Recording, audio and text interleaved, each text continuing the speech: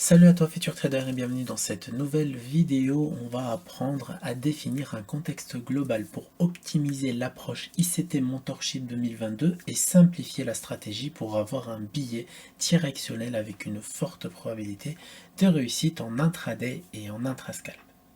Avant de commencer cette vidéo, je tenais à remercier d'avoir cliqué sur le lien et si tu souhaites me soutenir, n'hésite pas à mettre un petit like et un petit commentaire et t'abonner si ce n'est pas déjà fait. On commence directement par définir qu'est-ce que c'est un contexte. C'est tout simplement un ensemble de conditions et des éléments qui entourent une décision de trading dans le sens où vous avez besoin d'être plutôt acheteur ou vendeur. Donc avant d'appuyer sur buy ou sell sur votre graphique, vous avez besoin de définir un contexte global.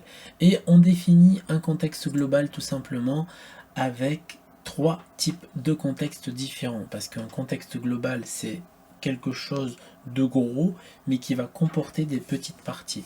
Donc vous avez ce qu'on appelle le sentiment de risque et vous avez le flux et la structure multi-time frame qu'on va voir tout de suite. On commence directement par le sentiment de risque. Qu'est-ce que c'est le sentiment de risque et comment le définir? C'est tout simplement comprendre la psychologie des intervenants, des professionnels, des investisseurs et leur comportement sur du court terme surtout parce que le long terme malheureusement c'est des informations dont on aura moins accès si vous n'avez pas un terminal de Bloomberg ou un Nikon qui traîne dans le coin, mais ça coûte très cher comme sorte d'information, donc on va se concentrer sur le court terme pour faire de l'intraday et l'intrascalp et d'être le plus profitable possible. Le sentiment de risque se lit à travers plusieurs indicateurs graphiques. Donc vous avez par exemple ce qu'on appelle le VIX, c'est un indicateur de volatilité. Vous avez le dollar, l'indicateur du dollar en globalité. Vous avez le 10 years, donc l'obligation gouvernementale américaine sur 10 ans.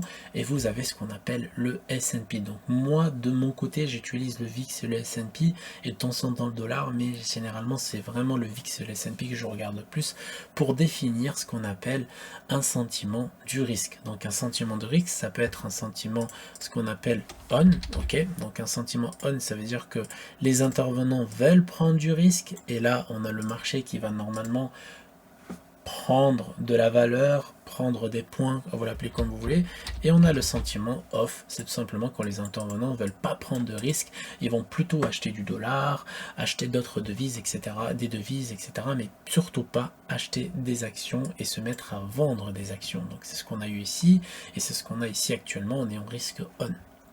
Donc, définir un sentiment de risque, ça commence déjà par une analyse graphique, mais une analyse détaillée. C'est ce qu'on va essayer de faire dans cette vidéo.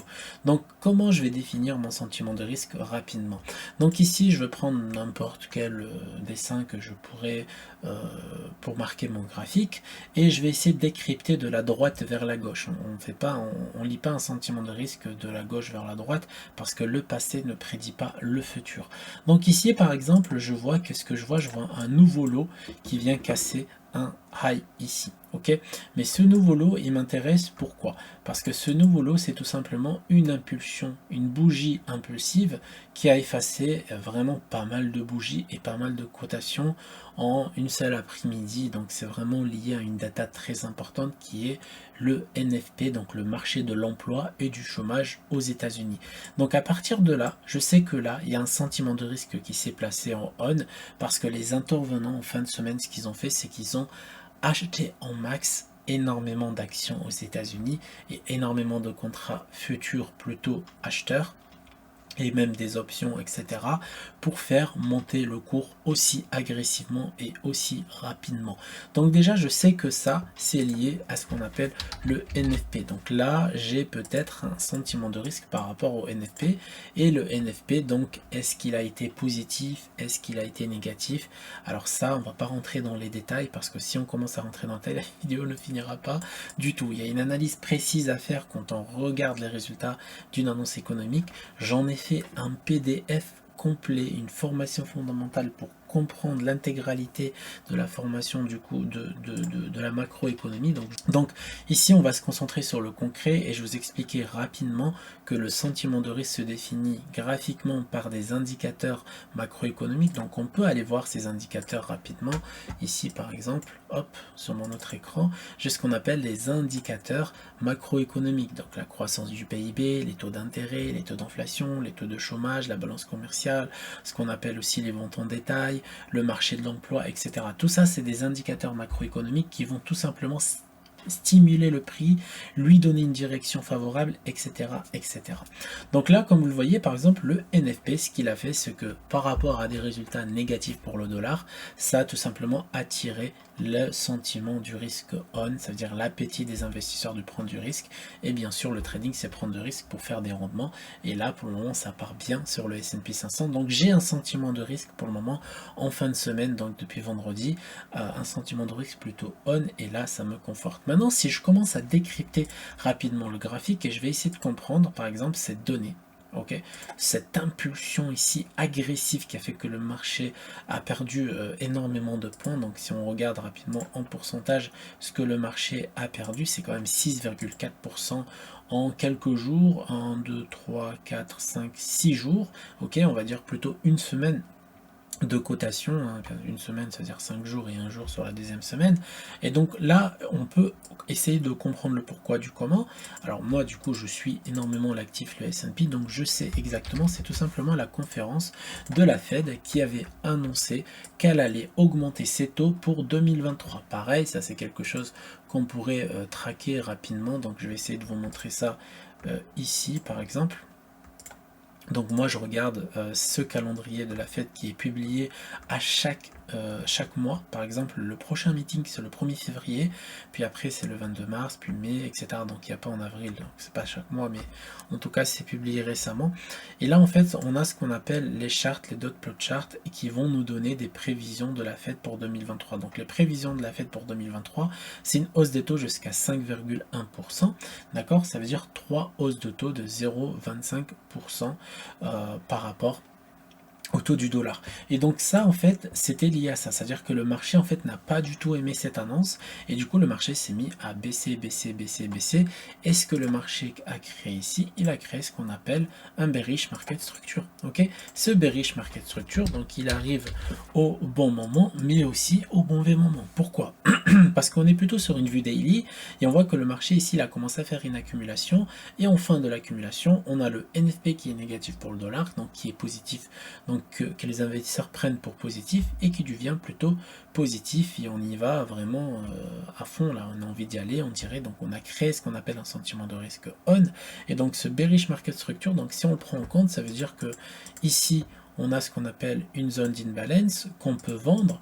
Et ça veut dire que si le marché ne se retourne pas ici, c'est que le sentiment de risque a pris le dessus et c'est que le marché va plutôt respecter ce qu'on appelle le bullish market structure qui s'est installé ici. Ok, donc le bullish market structure, donc pareil, hein, c'est hop là, pardon. Donc c'est tout simplement bullish market structure, c'est BMS aussi, qui est tout simplement lié à cette data qui est juste là. Ok, donc cette data qui est juste là, c'est tout simplement une donnée d'inflation. Voilà, on a une inflation ici qui a fait que le prix a fait un nouveau plus haut. Et donc le marché a fait une accumulation sur un OB qui est juste là. Un OB où il y a eu une donnée importante, ce qu'on appelle l'inflation. Et du coup on a eu une belle accumulation, pas mal de rejets, de l'appétit, etc. Avec un FP plutôt positif, donc négatif pour le dollar, mais je veux dire avec des attentes plutôt médiocres. Des résultats plutôt médiocres, donc ça va tout simplement attirer les acteurs du marché pour faire peut-être un nouveau plus haut et respecter le schéma qui a commencé ici avec tous les bullish market structures qui se sont mis en place juste là et juste là. Voilà, donc là ici si on regarde même cette donnée, hein, c'était tout simplement, hop, c'est juste là, c'est tout simplement ce qu'on appelle aussi l'inflation. Donc c'était une donnée d'inflation qui a fait que le marché a fait un nouveau plus haut. Donc ça, c'est une analyse de sentiment de risque lié aux data. Ça veut dire qu'on est vraiment là et on est vraiment de décrypter le graphique comme un professionnel et pas tout simplement ici il y a un BMS, donc j'attends un pullback sur une zone d'imbalance et je vais acheter le prix. Non, on est en tendance haussière. Non, parce que ça peut pas se passer comme ça. D'accord? Malheureusement, c'est beaucoup plus complexe que ça. C'est vraiment une analyse de sentiment de risque réel avec des data réels et sur un marché futur afin de voir les volumes exécutés sur le moment. Donc c'est de cette façon qu'on fait ce genre d'analyse. Après, il y a le sentiment lié aux actualités et pas aux data. Maintenant, les actualités macroéconomiques de certaines, par exemple, journaux, etc., etc. Donc pour ça, moi, j'utilise ce qu'on appelle TweetDeck. D'accord? TweetDeck, c'est tout simplement un dérivé de Twitter, donc c'est un site de Twitter, où je vais tout simplement avoir tous les comptes que je souhaite suivre en temps réel avec des articles qui peuvent m'intéresser, par exemple Bloomberg, Reuters, ici Forex Live, ici FX Street, Market Watch, Yahoo Finance, après je peux aussi avoir Boursorama, etc. etc. J'ai pas mal de sources en fait qui peuvent s'accumuler, et là en fait je vais essayer de décrypter les sentiments de risque à court terme par rapport aux sessions, par rapport à l'ouverture, par rapport à la fermeture, comment on a ouvert, quel volume exécuté, etc., etc. Ça, c'est quelque chose de très intéressant qui va tout simplement orienter plutôt mon billet directionnel.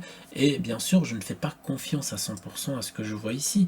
Je fais confiance au graphique, au volume exécuté. C'est pour ça que quand je vous dis je suis sur des actifs futurs pour voir un peu le momentum, et bien quand je vois par exemple des ouvertures avec des grosses bougies comme ça, vous pouvez être sûr et certain que si c'est lié à une data macroéconomie comme ici, ok, c'est-à-dire qu'ici, regardez, on a eu la macro, puis ici on a eu un pullback, et comme par hasard à 15h30, le marché se remet à remonter. Pourquoi? Parce qu'on a une ouverture de session, donc qui s'est mis en place, et cette ouverture de session, ben, tout simplement, elle vient combler ce qu'on appelle le gap qui est juste là. Ok, le gap qui est juste là, donc elle vient le combler au plus bas et à 15h30 pile. Ok.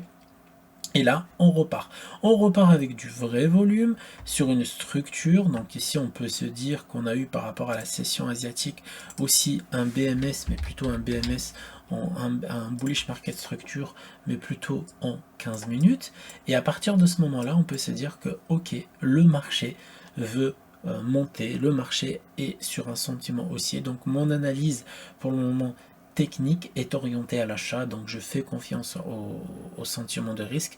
Quand je vais passer par exemple sur des structures beaucoup plus basses, en 1 minute, en 3 minutes, etc., je vais avoir ce qu'on appelle des structures de pullback. Par exemple ici, j'ai un bearish market structure qui s'est mis en place, donc j'ai bien le marché qui casse, mais il ne fait pas de pullback, donc ok, de toute façon je ne cherche pas de vente par rapport à cette data et ce volume exécuté, et là je viens tout simplement chercher, regardez qu'en ce moment 1 minute on a carrément de la pertinence, ici on a un imbalance qui est vraiment net et précis avec même ce qu'on appelle du FIBO, donc on vient de travailler les zones, alors lui il travaille avec les zones 79, donc moi je préfère rester entre 90 et 78, et là on vient de travailler des zones FIBO, en plus regardez ici on exécute du volume acheteur, hein, malgré la bougie qui est dégueulasse, et derrière on repart pleinement acheteur, et là on pouvait faire un super trade juste comme ça, vraiment juste un truc comme ça, si on se met juste en dessous de l'imbalance, ok, pour vraiment se protéger au maximum, on pouvait se faire un super trade à presque 3 de ratio, presque assez facilement, lié au sentiment du risque. Donc voilà. Donc ça c'est quelque chose de très important, donc j'essaye de l'analyser au quotidien, j'essaye de faire en sorte d'être le plus rationnel possible et avoir toutes ces données bien en place pour vraiment ne pas me tromper de direction, c'est-à-dire ne pas me tromper de sentiment de risque. Et j'espère que cette vidéo vous a aidé, en tout cas j'espère aussi que vous pourriez faire ce genre d'analyse. N'oubliez pas que chez les bons traders, on a fait une formation complète en format PDF sur l'actualité, sur les annonces macroéconomiques, etc., etc. Et on se retrouve pour la prochaine vidéo, pour la deuxième thématique, c'est tout simplement la lecture de flux et la lecture des structures internes.